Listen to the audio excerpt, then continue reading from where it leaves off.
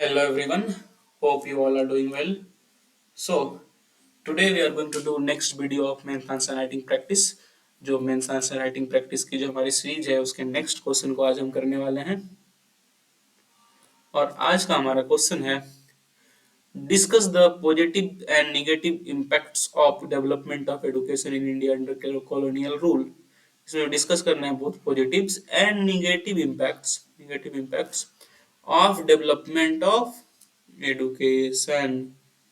क्या पॉजिटिव्स थे और क्या निगेटिव्स थे डेवलपमेंट ऑफ एजुकेशन का under colonial rule, that is under British rule. So अगर आप इस क्वेश्चन के बारे में कुछ भी जानते हैं, लिखना चाहते हैं, तो पहले आप खुद से लिखें इस आंसर को और फिर आकर के ये वीडियो को देखें ताकि आपको आइडिया लगे कि कैसे हम लोगों ने इस क्वेश्चन को अप्रोच किया है। और आप उसके बाद अपने आंसर्स को सेल्फ इवेल्युएट भी कर सकते हैं यूजिंग द वीडियो। और अगर आप इस बारे में कुछ भी नहीं जानते हैं तो मैं आपको यही सलाह दूंगा, I will suggest you to first watch the video. पहले आप वीडियो देखें, उसके बाद फिर आंसर लिखने की कोशिश करें। अब the more you right the more you improve, तो इसलिए लिखने की जितनी कोशिश करेंगे उतने आप इम्प्रूव होंगे, ब्रेन स्टॉर्मिंग की एबिलिटी आपकी उतनी इम्प्रूव होगी। और अगर आप ऐसे भी इस वीडियो को देख सकते हैं जिसमें आपको पॉजिटिव एंड नेगेटिव इम्पैक्ट्स के बारे में पता चल जाएगा, आपकी वो कॉन्सेप्ट्स जो भी रिलेटेड इससे हैं क्लियर हो जाएंगी। और हाँ, अगर आप अभी आंसर नहीं लिख पा रहे हैं तो so let's start this answer. तो यहाँ पे आप इसे इंट्रोड्यूस कैसे करेंगे इस आंसर को। तो मैं हमेशा कहता हूँ कुछ फैक्ट्स है तो आप कुछ फैक्ट से इंट्रोड्यूस करते हैं, कुछ डिफिनेशन से इंट्रोड्यूस कर सकते हैं, कुछ उसके बारे में सिंपल चीजें लिख के इंट्रोड्यूस कर सकते हैं। तो जैसे कि आज हमने इंट्रोड्यूस किया हुआ है, हाँ, किया हुआ है इस तरह से। Let's see. So the first 60 years of British rule, their main purpose, the main aim was trading and profit। जो ब्रिटिश रूल के पहले 60 साल के ये 60 साल की रूल थी, उसमें उनका मेन एम क्या था? Trading and profit. पर जैसे जैसे ब्रिटिश रूल स्टेब्लिश हुई इंडिया में, जैसे जैसे ब्रिटिश रूल स्टेब्लिश हुई, तो उनका फोकस जो है एडुकेशन की तरफ बढ़ा। क्यों एडुकेशन की तरफ बढ़ा? Because they wanted to create a class of subordinates. Later they wanted to create a class of subordinates। what are these subordinates? we all know कि जैसे मान के चलो भाई एक टॉप लेवल की क्लास है, तो इनके नीचे जो क्लास है जैसे क्लर्क्स की हो गई या फिर कोई और ऑफिसेस में जो भी पोस्ट्स हैं, वो ये क्रिएट करना चाह रहे थे क्योंकि इनके रूल स्टेब्लिश हो चुके थे इंडिया में। तो that's why they wanted education. तो एडुकेशन हो ताकि वो सबऑर्डिनेट्स की क्लास इन्हें मिल पाए। और ये सबऑर्डिनेट क्लास तो करना ही चाहती थी और ये चाहते थे कि इंडियंस जो है ब्रिटिश इन टेस्ट बने, to make Indians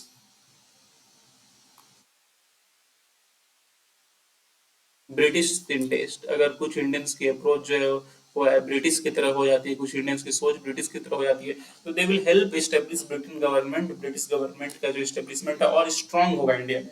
so these were the reasons. आप ऐसे करके इंट्रोड्यूस कर सकते हैं, इसमें कुछ 2 3 4 लाइनें लिख करके ये सब चीज आप लिख सकते हैं जैसे कि मैंने समझाया। तो ये तो बात हो गई है। अब क्योंकि इसमें एक इवोल्यूशन दिख रहा है कि कैसे एडुकेशन इवॉल्व हुआ इंडिया में, तो अगर आप चाहें तो इवोल्यूशन कैसे हुआ एडुकेशन का वो लिख सकते हैं। I will prefer to write it, कैसे इवॉल्व हुआ, फिर मैं उसके पॉजिटिव्स एंड नेगेटिव्स के लिखूंगा। क्या क्या हुए थे एडुकेशन से रिलेटेड ब्रिटिश इंडिया में, वो मेंशन करना जरूरी है। So first of all there was one anglicist versus orientalist. तो यहाँ पे क्या था, जो एंग्लिसिस्ट था उनका कहना था कि जो मॉडर्न एडुकेशन आ रहा है वो एक्सक्लूसिव हो exclusively for western sciences and literature. जो जो मॉडर्न एडुकेशन, मॉडर्न साइंसेस, इंग्लिसिस्ट का कहना था कि जो मॉडर्न साइंसेस है, जो वेस्टर्न साइंसेस है, उसी वो स्कूलों में कॉलेजेस में बस वही सब चीज पढ़ाई जाए। सो एक्सक्लूसिव इनका फोकस था मॉडर्न साइंसेस एंड लिटरेचर पे। वहीं पर जो ओरिएंटलिस्ट थे उनका सोच था कि ठीक है, modern science and literature is important for job seeking, but उनका ये कहना था कि हमें ट्रेडिशनल इंडियन लर्निंग पे भी ध्यान देना चाहिए। They wanted extension of traditional Indian learning also.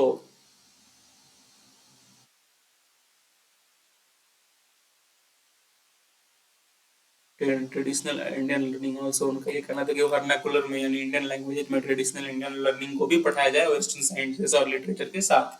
हालांकि वो जॉब के लिए इंपॉर्टेंट थे, उन्होंने ये एक्सेप्ट किया, पर इसे भी पढ़ानी चाहिए।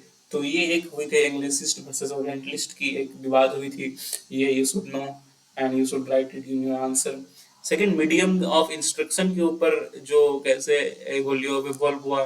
फर्स्ट ऑफ ऑल जो है मीडियम ऑफ इंस्ट्रक्शन, जैसे आप इंग्लिशिस्ट की बात करें तो इंग्लिशिस्ट चाहते थे कि मीडियम ऑफ इंस्ट्रक्शन, सॉरी, इंग्लिशिस्ट चाहते थे कि मीडियम ऑफ इंस्ट्रक्शन इंग्लिश ही हो। पर बहुत और भी थे लोग, जैसे कि ओरिएंटलिस्ट ही हो गए, और भी जो कॉमन लीडर्स थे, जो इंडियन लीडर्स थे, वो चाहते थे कि ये वर्नाकुलर में भी हो, वर्नाकुलर लैंग्वेज में भी पढ़ाई जाए। तो इस पे काफी विवाद छिड़ा। उसके बाद मैकॉलेज मिनट आई। I hope you all know about Macaulay's minute. तो मैकॉलेज मिनट में क्या हुआ कि ये जो मीडियम ऑफ इंस्ट्रक्शन की या फिर जो इंग्लिशिस्ट और ओरिएंटलिस्ट की विवाद चल रही थी, उसमें इन्होंने एंग्लिसिस्ट को चूज कर लिया। चूज कर लिया, ये फेवर ऑफ एंग्लिसिस्ट में गए। क्यों? तो first most important was there was limited resource.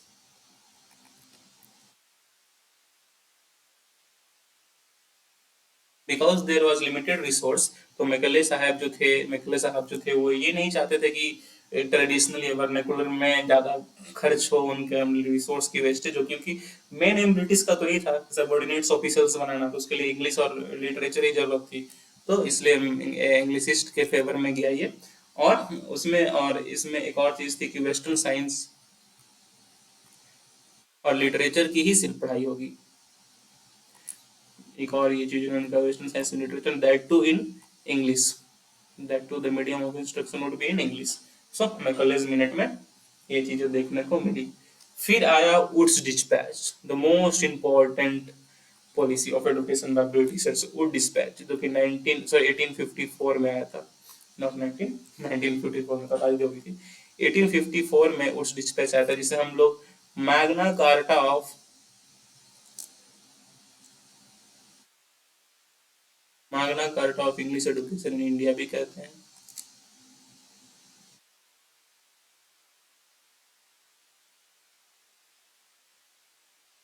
Woods dispatch, जो इसके प्रेसिडेंट थे जिनके नाम पे ही वो चार्ल्स वुड थे, चार्ल्स वुड ने ये वुड्स डिस्पैच लाया था, जिसे हम मैग्ना कार्टा ऑफ कहते हैं। क्यों कहते हैं? क्योंकि इनका जो सपोर्ट था वो गया था एंग्लो वर्नाकुलर की तरफ, दैट इज कि इंग्लिश में भी पढ़ाई हो, पर सर्टेन लेवल्स में, सर्टेन प्लेसेस में हिंदी में पढ़ाई हो। Vernacular language, not Hindi, I will say vernacular language, the local languages में भी पढ़ाई हो, स्पेशली फॉर एलिमेंट्री स्कूल। तो यहाँ पे उस डिस्पैच ने ये सब चीजों के बारे में जिक्र की थी। So this was how education involve in our country during British rule. तो हाउ टू अंडरस्टैंड दिस। तो अब इसमें पहला है, चलिए अब एवोल्यूशन की बात कर ली, पर क्वेश्चन की तरफ आए तो इनमें पहला चीज पूछ रहे, that is positives, and second they are asking negatives of development of education. तो first of all we will discuss positives. तो क्या क्या पॉजिटिव इम्पैक्ट्स हैं? First of all modern ideas, modern education के साथ इंडियन पीपल में modern ideas generate हुए, press का डेवलपमेंट हुआ, वर्नाकुलर लिटरेचर या फिर आप बोले इंडियन लिटरेचर जो है वो ब्रिटिश टाइम्स में फ्लरिश की, which was mainly focused on nationalism and that was mainly जो ब्रिटिश की गलतियां हैं, जो ब्रिटिश का जो रियल फेस है वो दिखाने की कोशिश की काफी लिटरेचर के द्वारा। तो मॉडर्न आइडियाज का डेवलपमेंट हुआ इंडियंस में।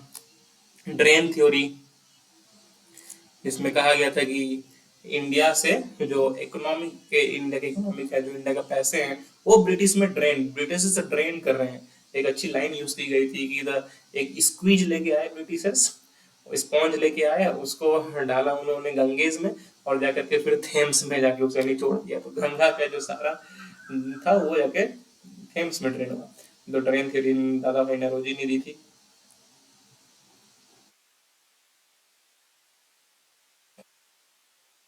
सो ये ड्रेन थ्योरी कब आया, लोगों को कब समझ में आया, कब दादा भाई नौरोजी ने ये ड्रेन थ्योरी दी? अगर मॉडर्न एजुकेशन नहीं होता, मॉडर्न लिटरेचर नहीं होता, दादा भाई नौरोजी पढ़ ही नहीं पाते, तो क्या ये ड्रेन थ्योरी कभी आता?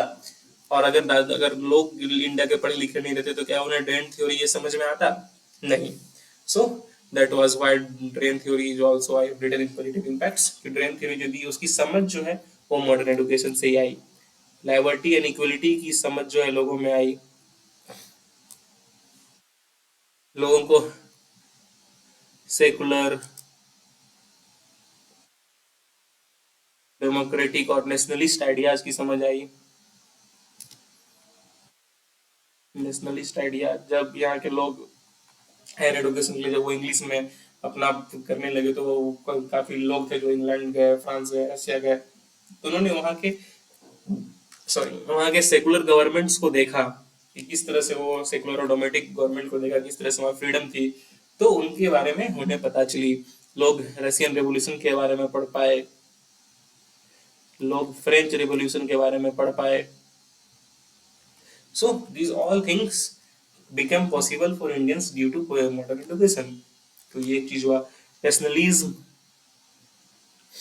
को बढ़ावा मिला, that is what is nationalism, that is faith in reason. जो इंडिया की ट्रेडिशनल जो थी, जो ट्रेडिशनल मिसहैप्स थी, जैसे कि सती हो गई या फिर चाइल्ड मैरिज होगी, उस चीज पे लोगों ने क्वेश्चन उठाया, नेशनलिज्म डेवलप हुआ, रीजन पे हुआ। जैसे कि अक्षय कुमार दत्त ने चाइल्ड एजुकेशन पे एक रीजन देके कहा था कि how health impacts, there are many health impacts of child on child due to child marriage. तो ये सब चीजें थी जो नेशनलिज्म डेवलप हुए। सो कैसे डेवलप हुए? एजुकेशन के साथ ही। Most important, middle class intelligentsia developed. Intelligentsia come from two words, intelligentsia. It comes from intelligent, that is जो मिडिल क्लास, जो इंटेलिजेंट मिडिल क्लास थी, उनकी डेवलपमेंट हुई। काफी लोग ऐसे बने जो डॉक्टर्स बने, इंजीनियर्स बने। और यही मिडिल क्लास जो थे जिन्होंने इंडिया में मॉडर्न पॉलिटिक्स की शुरुआत की।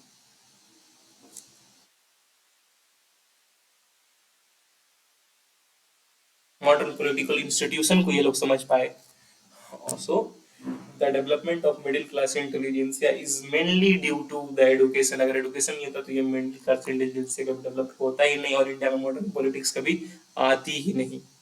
So these were some of the positive impacts of uh, modern education और positive impacts of education जो कि colonial period में हुआ। और भी काफी सारे impacts हैं, positive impacts हैं। तो मैं चाहूंगा कि आप वो कमेंट करके मुझे बताएं, ताकि हमारे बीच का जो इंट्रैक्शन है, इन्वॉल्वमेंट है, वो बढ़े। तो अब बात हुई पॉजिटिव इम्पैक्ट्स की, तो बात हुई। अब हम लोग देखते हैं नेगेटिव इम्पैक्ट्स को। तो पहला नेगेटिव इम्पैक्ट था neglect of mass education. Britishers ने स्कूल तो खोले, ओके, कॉलेजेस भी खोले, पर वो काफी कम थे नंबर्स में, और दूसरा उनमें इंग्लिश में पढ़ाई होती थी। तो अब जो बच्चा, जो एक गरीब बच्चा है जिसने कभी प्राइमरी से इंग्लिश में पढ़ी ही नहीं है, तो वो कहाँ से इन कॉलेजेस और इन स्कूल्स में समझ पाएगा कुछ? So elementary education for masses were completely neglected. तो मासेस के लिए एलिमेंट्री एजुकेशन थी, वो उन पे कंप्लीटली नेग्लेक्ट किया गया। कोई एलिमेंट्री एजुकेशन नहीं थी, स्कूल कॉलेज में इंग्लिश में पढ़ाई हो रही है, तो that was a problem. Downward filtration की बात करें, तो डाउनवर्ड फिल्टरेशन में क्या था कि ब्रिटिशर्स ने क्या किया कि उन्होंने सोचा कि ग्रुप ऑफ हैंडफुल इंडियंस को हम एडुकेट कर देंगे, फिर ये हैंडफुल इंडियंस जाके डाउनवर्ड जाके और लोग को एडुकेट करेंगे, फिर ये और जाके नीचे और इंडियंस को एडुकेट करेंगे। सो this was how downward filtration theory was, कि कुछ इंडियंस को तो हम कुछ कॉलेज, स्कूल्स और कॉलेजेस में पढ़ा ही रहे हैं, वो फिर जाकर के और सब इंडियंस को एडुकेट करेंगे। तो इससे प्रॉब्लम क्या हुई? सबसे बड़ी प्रॉब्लम कि ये कुछ इंडियंस एडुकेटेड हो गए, पर इसके नीचे ये ठीक से फिल्ट्रेट नहीं कर पाया। तो क्या हुई? Only some class of Indians were getting education while the most of were becoming illiterate. Inequality जो थी वो इंडियन सोसाइटी में काफी बढ़ी due to this downward filtration theory. So this was one of the major problems, इसकी ये negative impacts थी। Now moving on, creating clubs. जैसे कि मैंने कहा कि ब्रिटिश का तो मेन एम था कि मुझे सबऑर्डिनेट्स चाहिए। तो क्या हुआ कि इंग्लिश, जो इंडियन एडुकेटेड लोग थे, जो इंडियन क्लर्क्स थे, were much cheaper than English clerks. Were much cheaper than English clerks जो कि इंग्लैंड से आते थे. तो it was becoming very happy for, मतलब काफी ज्यादा खर्च हो रहा था ये ब्रिटिश का इंग्लैंड से क्लर्क्स मंगाने में. तो वो क्लर्क्स ये सबऑर्डिनेट ऑफिशियल्स को मंगाने में, तो ब्रिटिशर का एक एम था कि वो अपना सबऑर्डिनेट ऑफिशियल जो इंडिया को बनाए, क्योंकि इंडियंस काफी चीप, काफी कम पैसे में काम करने को रेडी थे, इसीलिए उन्होंने इंडियंस में एडुकेशन फैलाया. So it was one of the main negative impacts. और वो काफी educated Indian was not able to go to higher posts. Higher posts were mainly for English, but those lower, those subordinate posts were for Indians. So यहाँ पे क्या women's education काफी नहीं हो पाई, women's education का काफी निगलेक्ट रहा. They were not able, they were very neglect towards women's education अच्छे से, क्योंकि पहले तो इंडियन सोसाइटी पहले से ट्रेडिशनल थी, जहाँ पे वुमेन्स का एडुकेशन और नहीं था, और ब्रिटिश इस ट्रेडिशनल सोसाइटी को चैलेंज भी नहीं करना चाहती थी, ऑर्थोडॉक्सी को चैलेंज नहीं करना चाहते थे, तो वुमेन्स एडुकेशन पे काफी ये हुआ. लो लिटरेसी रेट काफी रही, जैसे कि मैंने डाउनवर्ड फिल्ट्रेशन में बताया कि एक significant amount of significant class जो थी वो तो एडुकेट हुई, पर मैक्सिमम जो मासेस तक था वो एडुकेशन नहीं पहुंच पाया. आपको जान की हैरानी होगी 1911 में illiteracy rate was 94%.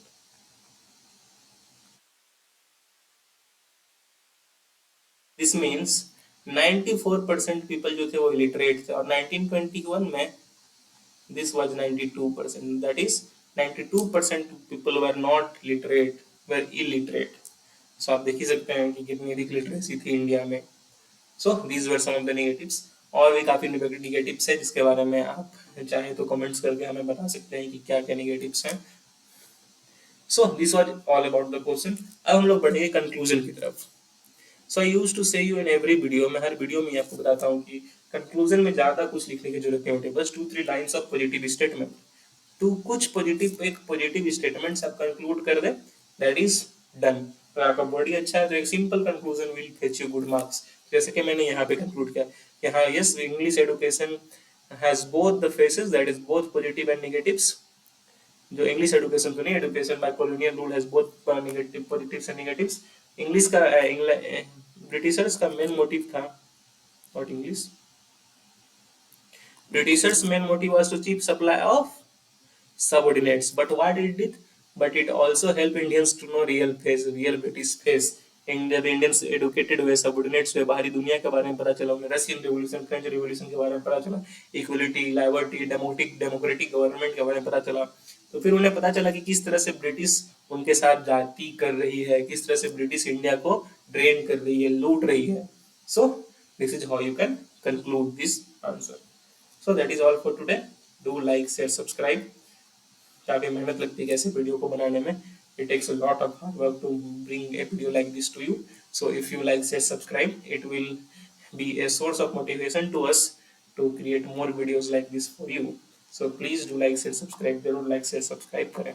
That's all for today. Have a nice day. Thank you.